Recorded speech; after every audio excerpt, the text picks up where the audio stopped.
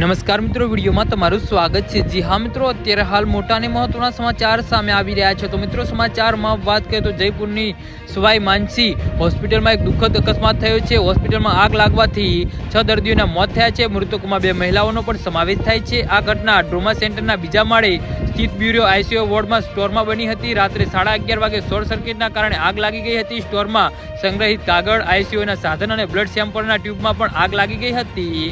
જી હા મિત્રો, અત્યારે હાલ મોટા અને દુઃખદ સમાચાર સામે આવી રહ્યા છે। તો મિત્રો, સમાચારમાં વધુ વિગતવાર વાત કરીએ તો આખો વોર્ડ બળીને ખાખ થઈ ગયો હતો। ટ્રોમા સેન્ટર અને હોસ્પિટલના આઈસીયુ સહિત કુલ 24 દર્દીઓને ત્યાં દાખલ કરવામાં આવ્યા હતા। તે બધાને ગંભીર હાલતમાં દાખલ કરવામાં આવ્યા હતા। આગ લાગતાની સાથે જ દર્દીઓને સુરક્ષિત સ્થળે ખસેડવામાં આવ્યા હતા। 11 દર્દીઓની હાલત નોંધપાત્ર રીતે બગડી હતી, જેમાંથી 6ના ઘટના સ્થળે જ મોત થયા હતા, જ્યારે 5ની હાલત ગંભીર હતી। હોસ્પિટલમાં આગ એટલી ગંભીર હતી કે આખો વોર્ડ રાખમાં ફેરવાઈ ગયો હતો।